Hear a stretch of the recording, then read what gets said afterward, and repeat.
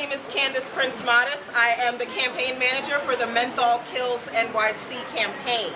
I stand here together with members of the NAACP, led by the Venerable Dr. Hazel N. Dukes, Councilwoman Rita Joseph, on the City Council to pass Intro 577, which is a restriction on the sale of menthol cigarettes in New York City.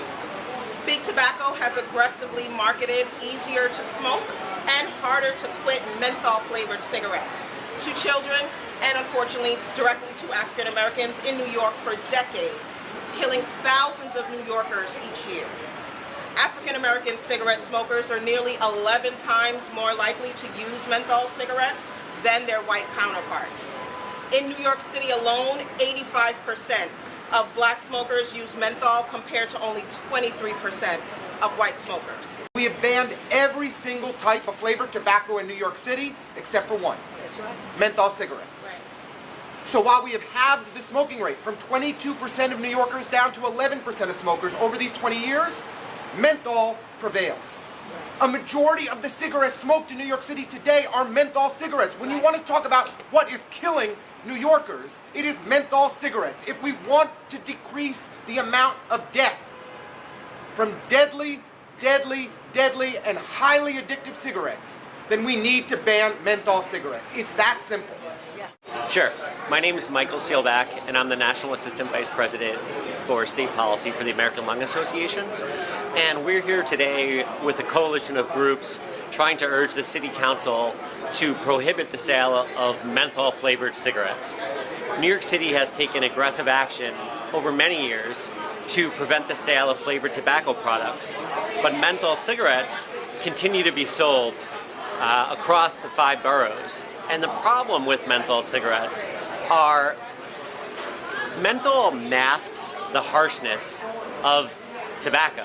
So when it's inhaled, it actually cools down the lungs and through the airways, and you don't feel how harmful that smoke and other chemicals and toxics that you're breathing in is. So it makes it more addictive because of those. Say that again. Tell me menthol makes it more addictive. Sure. In your own words. So I'm looking for short. Gotcha. So go ahead. Thanks. So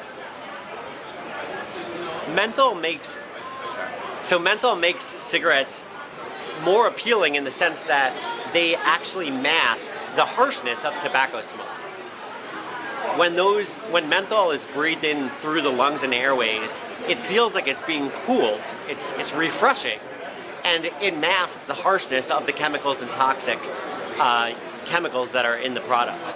In New York City, the late Robert Cabin Butts and myself, we went through our community in Harlem, and all you could see on billboards was black people dressed in their finest with a cigarette. There was nothing about enhancing our education system, but it was the product of menthols in our community. And we worked and had that stopped. But now we got to go further. We're putting legislation on the books. The folks that are leading this movement, that have set the foundation for how we're going to be moving forward on this legislation, is the black community. That's right. And I want to be very clear that I've been asked by the black community to be a spokesperson and talk on this issue, be an advocate for this issue. So I want to just thank Hazel Dukes for the work that the NAACP continues to do to advance the life and the well-being of the black and brown communities in New York City. So thank you. Problems. I'm here to tell you today that when menthol is combined with tobacco, it is deadly.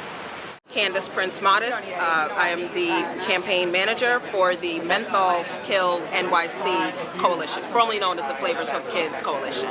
Candace, can you just sum up why we're here? Just looking for a brief statement. Absolutely. So in 2019, the council passed a ban or a restriction on flavored cigarettes that excluded menthol cigarettes. So we are here to close that loop with the introduction of Intro 577 to restrict the sale of menthol cigarettes in New York City. Do you know what percentage of cigarettes nationwide are menthol?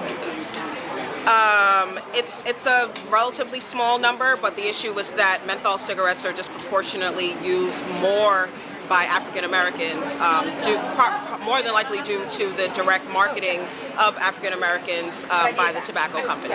So even though overall there are fewer African Americans who smoke cigarettes, there are more African Americans who smoke and die from menthol cigarettes as opposed to other general cigarettes. So I think the answer to that is technically, or they actually are cool because of the flavor. So in other words, the flavor is what's making it easier for them to try it. The flavor is what's making it easier for them to stick with it and ultimately harder to quit.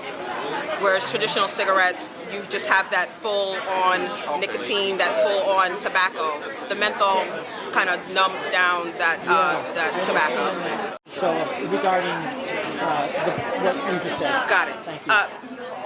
We have the opportunity now to take care of menthols, and so we're going to do what we can to ban menthols now. Hopefully that will motivate others, and as well as our coalition, to address the other issues. But today we keenly focused on banning menthols.